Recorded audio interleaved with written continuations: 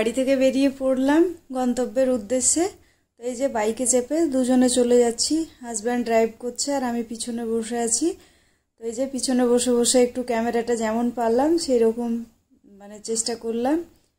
তো এখন তো ওই পুজোর সময় রাস্তায় প্যান্ডেল হচ্ছে, তো প্যান্ডেলের ওই যে আপনার গজাল কাটাগুলো পড়ে থাকে, তো ওইগুলো থেকে একটু সাবধানেই যাচ্ছি। আর হাওয়ায় যে দেখছেন আমি তো উড়ছি পিছনে, তবুও আমি ক্যামেরাটা ধরেই বসে আছি যে যতটুকু পারবো ততটুকুই আপনাদের দেখাবো। তো চলে গেলাম দিদির বাড়ি। তো এই যে 40+ লাইফ এর আরও একটি ব্লগে সকলকে স্বাগত। আশা করি প্রত্যেকেই ভালো আছেন, সুস্থ আছেন। তো এখন তো পুজোর বাজার চলছে, আমি একটু বাজারে যাব। তো আমি এই যে বাজারে যাওয়ার জন্য আপনাদেরকে তো বাজার না গিয়ে চলে গেলাম দিদির বাড়ি। দিদি আমি একই শহরে থাকি দুজনে। তো দিদির ব্যস্ততার জন্য হয়তো দেখা হয় না, তো প্লিজ আপনারা একটু বের করবেন। ওই যে পিছনে স্ট্রিট ডগ ডাকছে।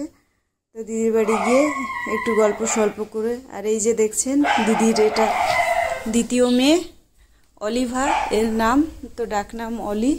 ভীষণ কিউট, বাট আমাকে দেখে বলছে, ওর ভাষায় প্রকাশ করছে যে মাসিমণি আমার জন্যে কিছু আনোনি কেন। তো আমি আবার ওকে একটু খুব সুন্দর করে আদর টাদর করে দিলাম যে আমার খুব ভুল হয়ে গেছে, আমি নেক্সট টাইম তোমার জন্যে নিয়ে আসবো, কেমন না। তবুও ও সেই চিৎকার করেই যাচ্ছে। তো একটু ছোট্ট করে দিদির রুম ট্যুর দিয়ে দিলাম। দিদি যে রুমটায় থাকে এটা খুব সুন্দর বাড়ি ইন্টেরিয়ার করেছে এবং খুব সুন্দরভাবে মেনটেন করে। আপনাদেরও প্রত্যেকেরই ভালো লাগবে বাড়িটা। তো একটু দিদির ব্যালকনিতে গার্ডেনিং করা আছে, তো গার্ডেনিংটা একটু আপনাদেরকে দেখালাম। একদিন ফুল হাউস ট্যুর দেব। তো দেখুন মানি প্ল্যান্টগুলো কি সুন্দর জানালায় ওই হ্যাঙ্গিং টবে লাগানো আছে, তো ভীষণ সুন্দর লাগছে। আর এই যে এটা রাবার ট্রি বড়টা, আর অন্যগুলোর আমি অতটা বেশি নাম জানি না। আর এই যে ব্যালকনি থেকে বাইরের জায়গাটা বাইরের ভিউটা দেখুন, খুব সুন্দর লাগবে। আর এখানে আছে kitchen plus drawing room, open kitchen. তো তার সঙ্গে এই যে এইদিকে একটা আয়না লাগানো ছিল বেসিনের ওপরে, ওটা তো আবার খুলে পড়ে গিয়েছে। আর আমরা মেয়েরা সচরাচর কিচেনেই বেশিটা সময় কাটাই বলে আমাদের কিচেনটা মনের মতো হলে ভীষণ খুশি লাগে। তো দিদির কিচেনটা সত্যি খুব সুন্দর ইন্টেরিয়ার করা আছে, মনের মতো করা আছে। আমাদের মতো সাধারণ মানুষদের ঘরে এরকম কিচেন হলে সত্যিই ভালো লাগে। কি বলবো, সবাই তো আজকাল বানাচ্ছে বলুন, কিন্তু মেনটেন করাটা একটা বড় ব্যাপার। তো কিচেনটা আপনাদেরকে একটু ঘুরিয়ে ট্যুর দিয়ে দিলাম। আর এই যে দিদির ফেস নিয়ে নি। তো দিদি এখন বাথরুমের মধ্যে টাওয়েল লাগাচ্ছে। তো বাথরুমটাও দেখায়, খুব সুন্দর বানিয়েছে, আমার পছন্দ। অনেকেরই আছে এরকম, তাই না বলুন।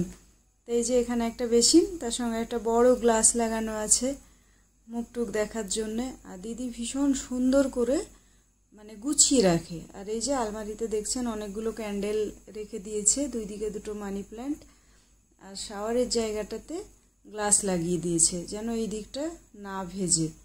তো এত পরিষ্কার পরিচ্ছন্ন করে রাখে, ডেলি এই বাথরুম ক্লিন করতে 2 ঘন্টা করে লাগে।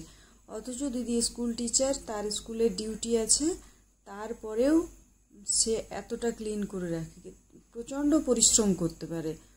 সবাই হয়তো যেটা পারে না, কিন্তু দিদি প্রচণ্ড পরিশ্রম করতে পারে। তার জীবনে কোনো আলসির স্থান নাই যে আজকে আমি এটা করছি না, ইমিডিয়েট এখন করতে হবে, তো এখন করতেই হবে। তো বাথরুমটাও ভীষণ সুন্দর করেছে। এই যে বাথরুমের পাল্লাটা পুরোটাই কাঁচ লাগানো আছে। তারপরে তো খাওয়া দাওয়ার পালা। দিদি অনেক কিছুই অর্ডার দিয়েছিল।